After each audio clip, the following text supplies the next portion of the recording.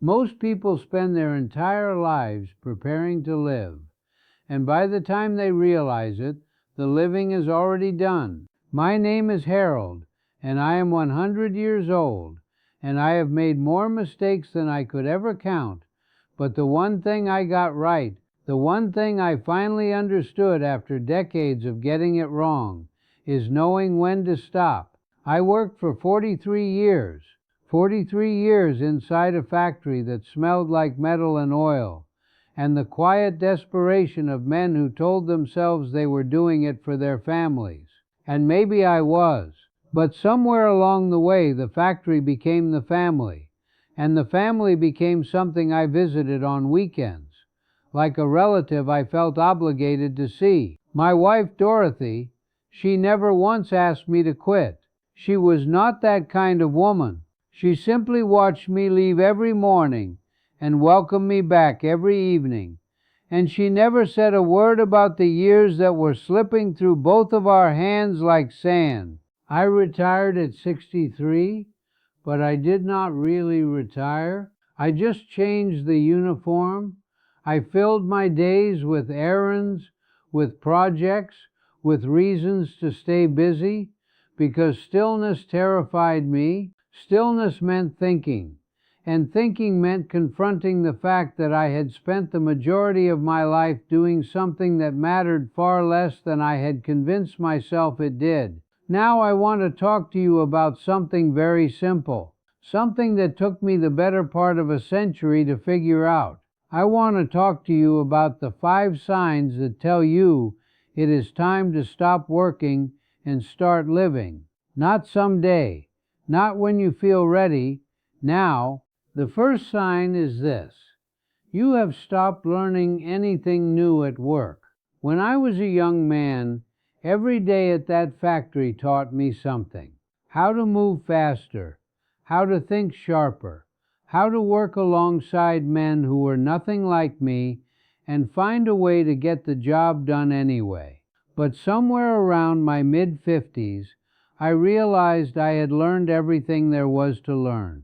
I was just repeating myself, day after day, like a record with a scratch in it, playing the same few seconds over and over. If you sit down at your desk or your workbench or wherever it is you spend your days, and you feel nothing new entering your mind, no growth, no curiosity, no challenge, then that place has taken everything it is ever going to take from you. The question is whether you are willing to keep giving it more.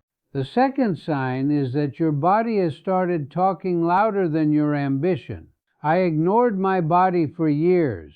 I pushed through pain, through exhaustion, through mornings when my knees ached so badly I had to grip the railing just to walk down the stairs. I told myself that was just what it meant to be a working man. But the body is not something you can argue with forever. It is not stubborn the way pride is stubborn. It is honest. When your body begins to slow you down, when it begins to ask you for rest in ways you cannot ignore, that is not weakness. That is information. And it is some of the most important information you will ever receive. The third sign is that you have started to resent the work itself. Not a bad day here or there, not a frustrating week. I mean a deep, quiet resentment that lives inside you like a stone you carry everywhere. I remember the morning I woke up and realized I did not want to go to work. Not because I was tired, not because something had gone wrong. I simply did not want to be there anymore. I wanted to be somewhere else, doing something else, living a life that felt like it belonged to me instead of to someone else's schedule. If you have felt that resentment settling in, if it has become a permanent resident in your chest, then you already know what it is telling you. The fourth sign is that the people you love are becoming strangers. Dorothy and I had 2 children, a son named Robert and a daughter named Margaret. I missed so much of their childhood that when they grew up, I barely recognized the adults standing in front of me. I did not know their friends. I did not know their fears. I had missed birthday parties and school plays and quiet evenings where they might have told me something important if I had only been there to listen. By the time I understood what I had lost, I could not get it back. I could only stop losing more. If you look at the people closest to you and realize you do not truly know them anymore, if the distance between you has grown so wide that it feels like a canyon, then no amount of money you earn is going to build that bridge back. Only time will, and time is the one thing you cannot manufacture.